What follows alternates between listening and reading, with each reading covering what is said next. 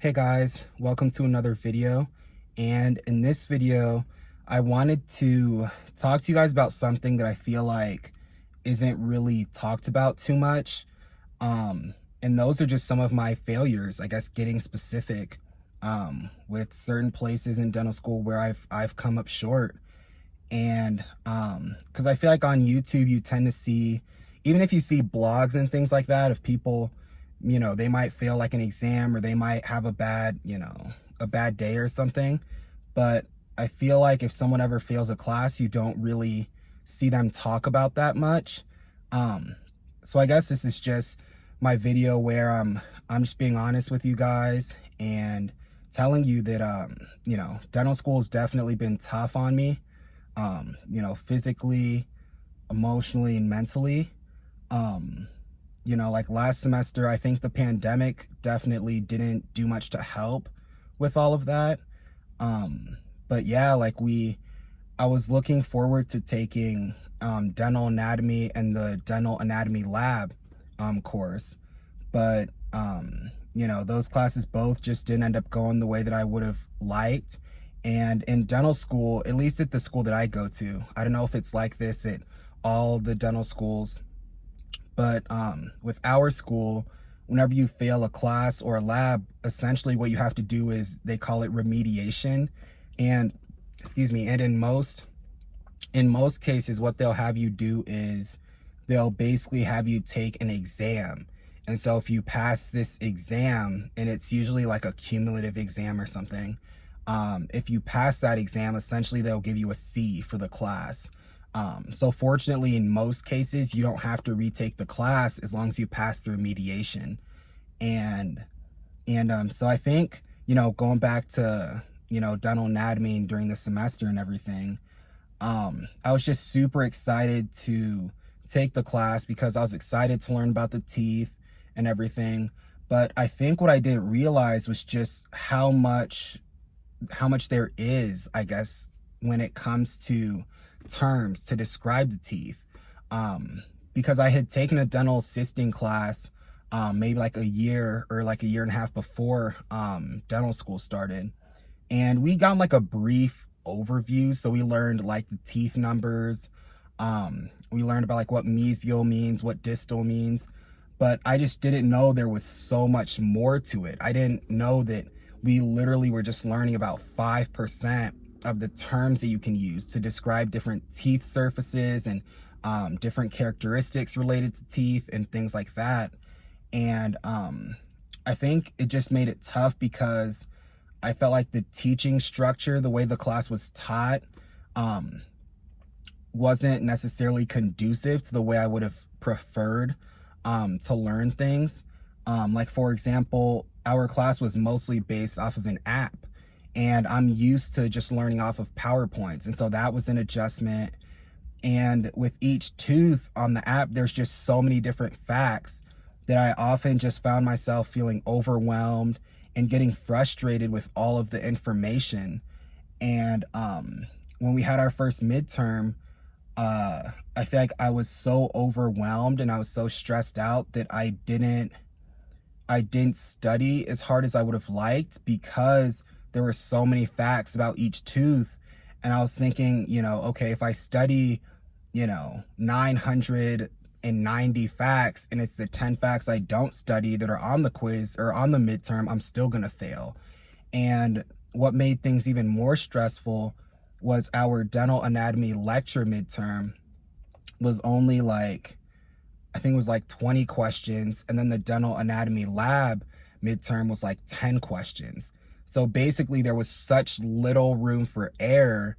And that's what stressed me out even more, was just trying to study for something like that, understanding that there was such little room for error. And like, for example, on dental anatomy lab, missing 3-4 questions right there means you failed out of 10 questions. And it's not like we had a lot of homework assignments or anything that could kind of bolster that grade a little bit, or boost that grade a little bit.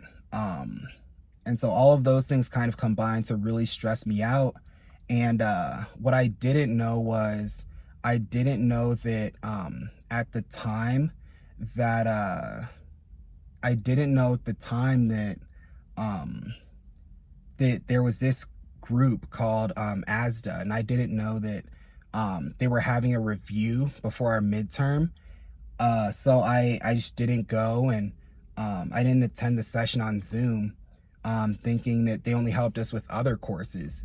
And looking back on it, that was one of those things that I wish I would have attended, because the tutors that tutor us for that program, they took the class last semester. So had I gone to that, it would have been nice to kind of hear what they had to tell us about the exam and all of that. So yeah, like the midterm for both classes ended up going really poorly for me. And I knew at that point that there was just no coming back from it. Like, it was one of those things where, even trying to be optimistic, I think sometimes, my grade was just so bad that I knew, even if I, like, it'd probably take 100%, and even if I got 100 on the final, for both classes, I just knew that even then I still might not be able to pass. So I ended up having to remediate the class, and it was tough. I mean, I was super down. I was just disappointed, because I was thinking this class that I was looking forward to, that I was super excited to take, just didn't go the way that I would have wanted it to. And yeah, and so it was tough. I was upset with myself, mostly for not going to that review session for the midterm. But then, I had to take a step back and look at the bigger picture, and just understand that, on the bright side, me studying for the remediation is all useful information. I may not have had as much knowledge as I would have liked regarding the teeth, and those are all going to be important moving forward. Of course, there's going to be certain details that we don't really need to remember, but what I found in studying for the remediation is, I've been able to go back and look at the PowerPoint from the ASDA review for the midterm and the final, and I've been able to talk to some upperclassmen, and they've been able to give me some helpful tips and everything with studying, so that way I don't feel like I'm having to study 10,000 facts related to all of the teeth. So that's been super helpful, and I've been super grateful, because I know all of the stuff that I'm studying now, it's going to become useful at some point. And being able to kind of narrow my studying and kind of figure out, okay, this is exactly what I need to know. I don't need to know this, has made things much easier for me. And yeah, so it's been good, studying and trying to get ready for that.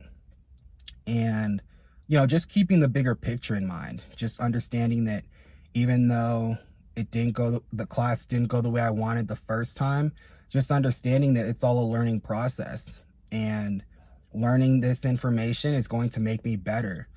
And regardless of how I may feel things are going right now, things are always going to be better. Even though dental anatomy and dental lab didn't go the way I would have wanted to, there were a few other classes that I'm pleased with, like molecular biology.